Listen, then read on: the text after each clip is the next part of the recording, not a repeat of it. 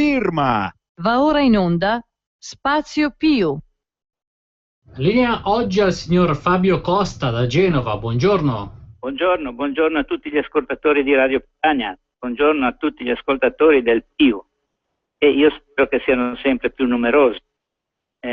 Penso che questa tornata elettorale ci farà bene perché siamo andati benissimo. Io volevo fare un applauso al nostro segretario Salvini perché ha fatto una campagna elettorale perfetta, importante, riportato a galla la Lega che stava un pochettino annaspando. Oggi la Lega ha un programma preciso, ha un segretario che sa il fatto suo, ha un segretario che avrà del seguito. Io spero che andando avanti noi altri non solo apprendiamo solo il 6%, ma arriviamo velocemente anche al 12, al 15%.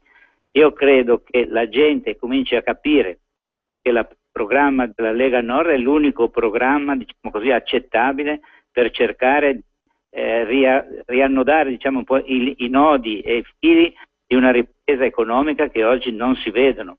Oggi abbiamo visto, ad esempio, che il signor Renzi, che mi sembra un grande affabulatore, racconta delle cose che possono piacere a tanti, a tutti.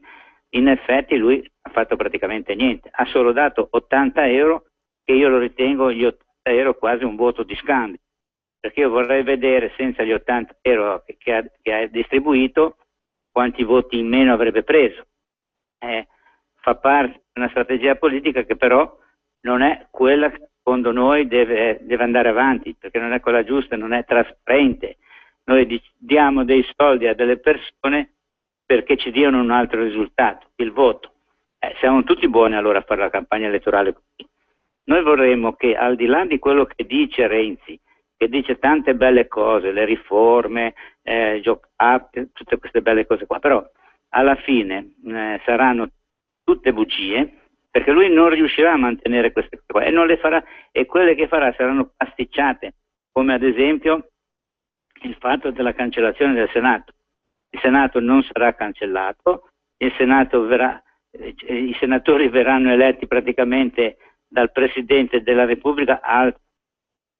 Scavolata, non si può accettare che il Presidente della Repubblica elegga lui quelli che dovrebbero essere eletti dal popolo. Il Senato secondo me deve essere cancellato, non ci deve essere più il Senato, perché abbiamo visto che non è altro che un danno per i cittadini, perché il bicameralismo perfetto è una cazzata che ha fatto i nostri padri, i cosiddetti fondatori, che venivano da comunismo e fascismo, quindi hanno fatto delle cose che oggi non sono più attuabili. Se si deve fare una riforma della Costituzione, la si faccia seria e la si faccia pensando alla situazione attuale, ma soprattutto al futuro. A me piacerebbe che, ad esempio, chi vince le elezioni sia il responsabile anche economico, del benessere dei cittadini, e si prenda le responsabilità e decida pure, ma decida bene. Se decide male va a casa. È questo che a me piacerebbe, perché fino adesso abbiamo avuto 60-70 anni di cosiddetta democrazia parlamentare, dove si faceva tutto il contrario di tutto, in effetti non si faceva niente. Abbiamo più di 250.000 leggi quando ne basterebbero 6-7.000, come gli altri paesi. Abbiamo delle norme che si aggrovigliano in tutti i modi pur di fermare quello che si deve fare. Quindi ora sarebbe l'ora di cambiare, che tutti ci mettessero un pochettino di buona volontà, come ha messo la Lega, che parlassero chiaramente. Il programma della Lega è un programma serio che guarda al futuro e che quindi guarda anche al benessere dei cittadini e dei nostri figli. Oggi tanti vedono luce, questa famosa luce in fondo al tunnel. Io credo che non ci sia neanche il tunnel, e la luce tanto meno, e se c'è una luce è quella che ci sta investendo, ci sta dissanguando in tutti i modi. Ecco, io vorrei che queste cose qua sparissero dalla faccia del nostro pianeta, della nostra Italia soprattutto, e soprattutto dal nord, perché io sono sempre dell'idea che la secessione sia una cosa, assolutamente inevitabile, perché sennò il nord muore. Il nord ha dimostrato più volte di essere, di essere una zona dove la gente lavora seriamente, fa innovazione, siamo, diciamo così, col pieno dei posti, eravamo col pieno dei posti di lavoro, piena occupazione. Oggi siamo lì che soffriamo, abbiamo la canna del gas, abbiamo la corda al collo, tanti infatti si sono anche impiccati, purtroppo. Io mi dispiace per queste persone, che ho un massimo rispetto, però più che impiccarsi bisognerebbe andare dai politici e menarli, perché non si fa così, non si può andare avanti così. Questi ci hanno raccontato tante di quelle bugie che oggi non li crede più nessuno, tanto è vero che più del 50% non è andato a votare. Se uno ha un minimo di buonsenso politico, deve capire che se non vanno a votare, se non vanno a scegliere, è perché ritengono che non c'è nessuno da poter scegliere. Questo vuol dire che hanno governato male, che non si va avanti così. Le piccole imprese, non c'è niente. Adesso io vorrei capire, ad esempio, dato che Renzi dice che stanno riprendendosi tutti quanti, sta ritornando il lavoro. Intanto abbiamo visto che il 57% di la diminuzione degli investimenti stranieri in Italia. E già questa è una cosa, ma lo credo che in Italia non vengano gli investimenti. Abbiamo una magistratura che per una causa di lavoro, una causa per, diciamo, avere i diritti di un'azienda, ci mette 10 anni. Chi è che viene qua? Nessuno. Abbiamo lasciato andare via le nostre imprese. Io non so come sono andate via. Ci sono circa 70 imprese, tipo la Danone, la Pernigotti. Sono 70 imprese. Io adesso la lista non ce l'ho qui sotto mano, ma me la trovo e ve la dico. Allora, queste 70 imprese che sono state praticamente vendute all'estero ufficialmente, io vorrei vedere come sono state vendute. Se è vero che il nuovo proprietario è straniero, seppure c'è qualche inghippo sotto, perché non è possibile che le migliori aziende se ne vadano. Allora, però se ne sono andate, una buona ragione c'era. Io non credo che un italiano, uno del nord, voglia andare a lavorare all'estero se può lavorare nella sua nazione, nella sua regione. Non ci va, e non è costretto. Tutti quelli che hanno delocalizzato, che ho sentito un discorso stupido da parte del presidente dei dei giovani imprenditori a Rapallo, e bisogna avere il senso. Ma che senso bisogna avere? Se non se ne va, è perché non resiste, che chiunque vuole e deve, ha il dovere di salvare la propria azienda. Chiunque deve fare di tutto per andare avanti. Se l'andare avanti vuol dire andare all'estero perché si paga meno tasse, perché il lavoro costa meno, fatelo, politici, fatelo anche qui in Italia, fate costare meno il lavoro e non date man forte a uno come il segretario della FIOM, Landini, che è uno che ne dice di tutti i colori e non sa quello che dice, Poi viene a dire che non ci sono più posti di lavoro, che le cose vanno male, perché l'imprenditore, perché il governo, tutte palle. Io vorrei ad esempio che si processasse i titolari dell'Alitalia. L'Alitalia, che sarà venduta, spero che sia venduta perché se no andiamo a bagno, ha 2600 dipendenti in più, ma neanche di più, perché una parte sono... Allora, io vorrei capire perché ci sono stati 2600 dipendenti in più. Chi li ha assunti evidentemente in modo clientelare. Li ha assunti per far contento qualcheduno o per sdebitarsi di qualche favore, sempre nell'ambito delle amministrazioni, diciamo così, locali, oppure anche nazionali, però sotto la politica, e quindi ha fatto tutte queste cose, come le poste che hanno migliaia e migliaia di dipendenti in più. Ma sono stati favori fatti fra i politici, però alla fine questi favori li paghiamo noi cittadini che paghiamo le tasse, che abbiamo sempre fatto il nostro dovere, che siamo persone oneste, noi del nord, perché poi se andiamo al sud, con tutto il rispetto che posso portare per quelli che sono al sud, perché c'è anche brava gente, ma diciamo che al sud le cose non è che vanno così, che si lavora onestamente, no? Ci sono delle brave persone, per carità, però se il sud va male è perché anche i cittadini del sud vanno male, anche loro, c'è una camorra e un'andrangheta che non finisce più.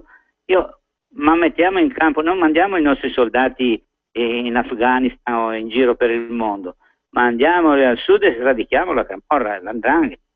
Io credo che non c'è la volontà politica di fare queste cose, si parla, è come il discorso dell'evasione fiscale.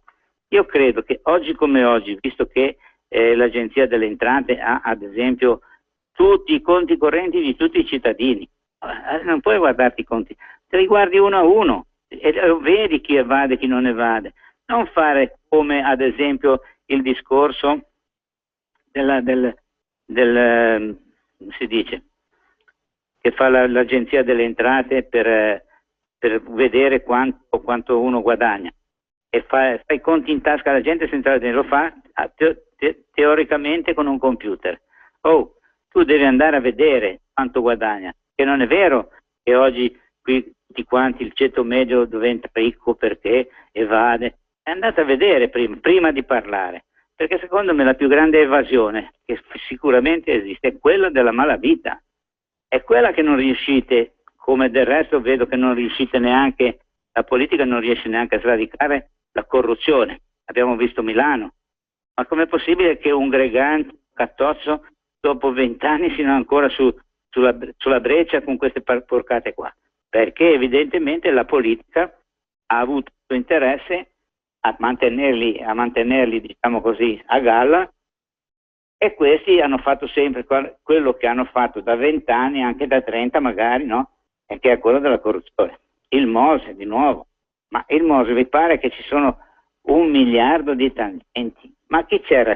Chi era il commissario, il controllore, la regione, il comune, il governo? Cioè, venite da me cittadino che magari non ne mette uno scontrino e poi là 1 miliardo di tangenti, va? Anche di più? Oppure si fanno riparare la villa, si fanno riparare la casa, si comprano macchine di lusso, alberghi di lusso. Oh, e a me venite per uno scontrino. Allora non sarebbe il caso che vi concentraste su queste cose qua. Poi anche a proposito delle grandi opere, io ho una mia teoria.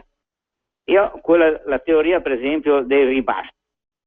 Tu fai un preventivo su un capitolato, tu Stato, dici io devo fare questa strada.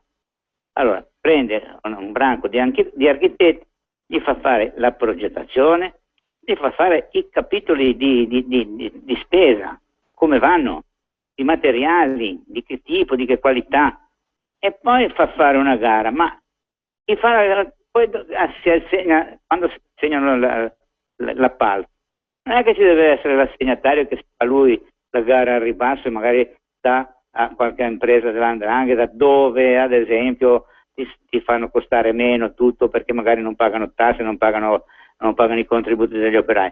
Allora, non è che ci vuole grandi cervelli per fare queste cose. Fai te Stato, prendi dai lavori pubblici, avete una barcata di gente che non fa niente, perché ne avete tante che non fa niente. Secondo quello che si sente dire, lo Stato ha circa 2 milioni di dipendenti in più. Se poi prendiamo ad esempio, non so, la Calabria e la Sicilia che ha 20.000 dipendenti in regione, la Calabria 25.000 o 26.000, quanti sono forestali. Ma i forestali ad esempio neanche il Canada, che è 20 volte la Calabria, 20, sarà che 50 volte la Calabria, non ha tutti quei forestali. Ecco. Allora, finché non mettiamo a posto queste cose, che non assumiamo la gente che serve, cioè quelli che controllano veramente, che sanno fare il suo lavoro, e gli diamo il potere di controllare, noi non faremo mai niente. Noi saremo sempre lì, ci stupiamo, il cittadino si stupisce che sente dire hanno distribuito 1 miliardo di tangenti. È 10 anni che va avanti questo Mose, no? Ci costerà ancora quanto, perché ci vuole ancora 2 anni. Ecco, il cittadino si indigna un pochettino, però poi alla fine vota allo stesso modo, no? Non dà mai una preferenza un po' più come si deve, non ha la voglia di cambiare pagina, perché qui non è la politica che non ha voglia di cambiare pagina, e lo dice. È il cittadino che non cambia, è il cittadino che dice oggi ho votato, io ne so, Forza Italia o per il PD, domani non lo voto più perché non si sono comportati bene, perché non sanno amministrare. Questo dovrebbe esserci da parte dei cittadini. Io spero che un giorno o l'altro i cittadini lo capiscono che devono comportarsi in questo modo, perché se no non vedo un futuro per i nostri figli, per i nostri nipoti. Vedo la miseria, perché io più vado avanti e più vedo nero. Non è che vedo nero perché sono pessimista, io di solito sono sempre molto ottimista, però vedo nero perché guardo le cose per quello che sono. Ad esempio, a settembre, a novembre, quando si dovrà pagare tutte quelle tasse che sono triplicate, ad esempio, no? Io voglio vedere fanno i cittadini a pagare tutto con la montagna di tasse? E le imprese come faranno, che non hanno una lira? Signor Costa, abbiamo un ascoltatore. Signor Costa, abbiamo un ascoltatore in attesa. Queste imprese. E in più adesso ho sentito proprio in questi giorni che qui a Genova c'è un 30%, che per me è un po' una novità, di persone che non riesce a pagare l'amministrazione del caseggiato. Quindi cominceranno a tagliare l'acqua, magari anche a chi l'ha pagato, a tagliare la luce, magari anche a chi ha pagato, c'è tutto un casino che non finisce più. Ecco, e questo è il modo che abbiamo di andare avanti. Futuro? Io non vedo futuro così. Io non vedo le riforme che Renzi sbandiera, riformiamo la Costituzione, riformiamo questo, riformiamo il lavoro. Anche il lavoro, diciamo la bella chiave, no? Se te speri che un'impresa assuma una persona con lo statuto dei lavoratori, te lo scordi, perché adesso non c'è più spazio, non c'è più niente. Se io assumo una persona, lo assumo, non devo avere rotture di palle per assumerlo, ma non devo avere neanche rotture di palle per levarmelo. Perché? Perché l'impresa, andando avanti, pare che non è già competitiva per il fatto delle tasse, che sono esagerate, sono una cosa veramente vergognosa. Nessun paese al mondo ha la tassazione nostra, no? Tanto per dirne una. E poi non solo non ha la tassazione nostra, ma non ha i servizi, perché l'assistenza sanitaria per noi altri fa schifo in tanti casi. Io ho visto qua il pronto soccorso, ho avuto bisogno del pronto soccorso, ci sono stato 18 ore a parte, sono andato da un privato. Allora, quando io devo pagare un mare di tasse, devo avere una burocrazia ottusa e stupida che mi fa perdere l'ira di Dio di tempo, che per un permesso ci vuole 10 uffici che devono firmare. Ma queste sono cose da vecchia Unione Sovietica. Quando ci vuole un permesso, ci va un ufficio solo. La persona competente valuta il documento su quello che chiedi e te lo firma o non te lo firma, ma te lo dice subito. Non è che ti fa aspettare, ti fa andare da una parte, dall'altra. Io ho visto adesso, per esempio, no?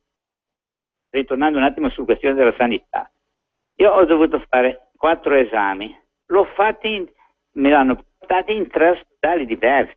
Ah cavolo, ma non potete prendermi nello stesso ospedale?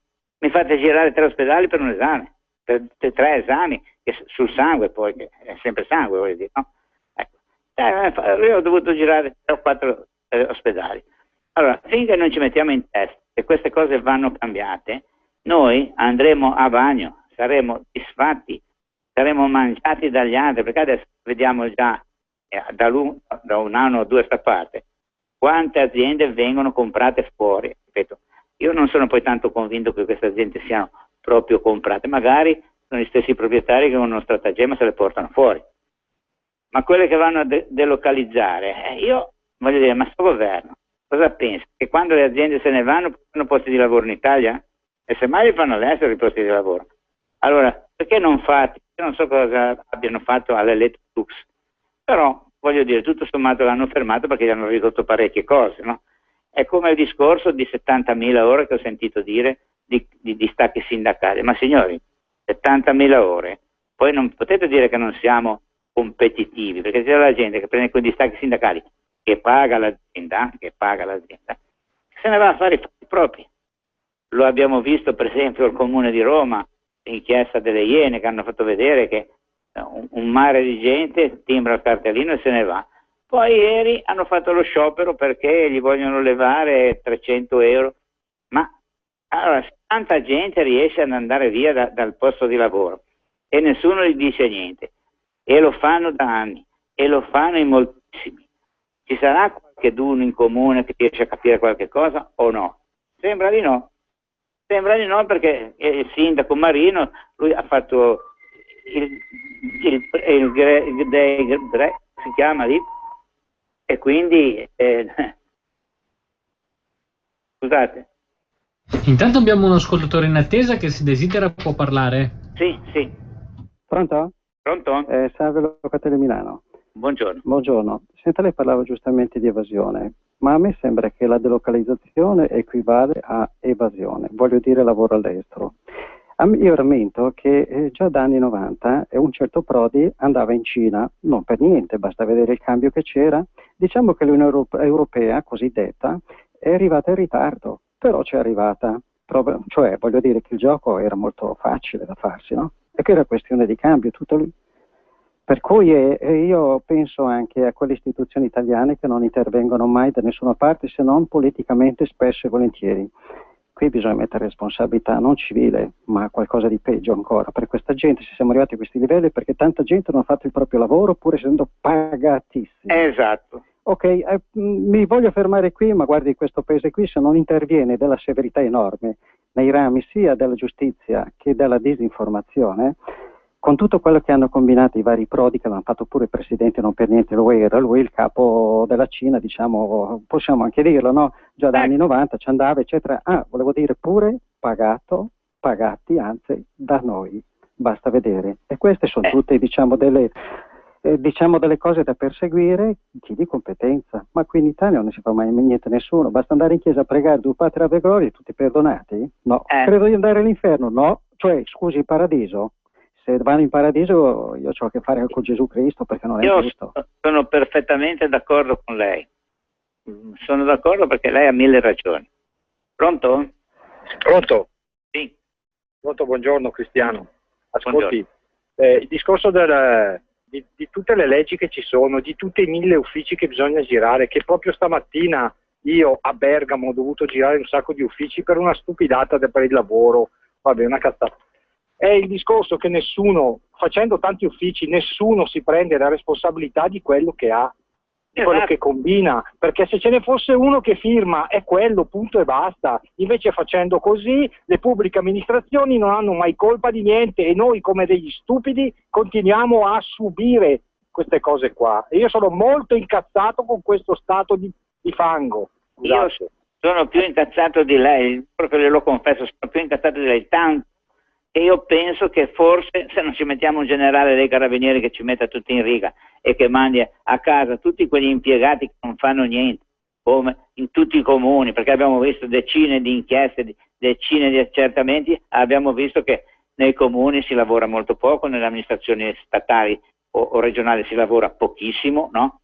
E nessuno fa niente. Io spero che la Lega la faccia, bisogna dargli un po' di forza, dargli un pochettino più di voti, voglio dire. Dobbiamo riprenderci quello che è stato in passato quando c'era Umberto Bossi, bisogna riprenderci un pochettino la nostra sovranità come Lega, perché se no ce la facciamo poco, perché come vedete il 50% non va a votare, l'altro 50% vota se gli dai gli 80 euro o qualcos'altro in cambio, e non è una democrazia questa qui, questo è un casino, ecco perché non andiamo bene. Comunque, dato che è finito il mio tempo, io saluto tutti i leghisti, saluto tutti gli aderenti al PIO, gli ascoltatori del PIO, spero che siate sempre più numerosi e alla prossima volta. Grazie e arrivederci.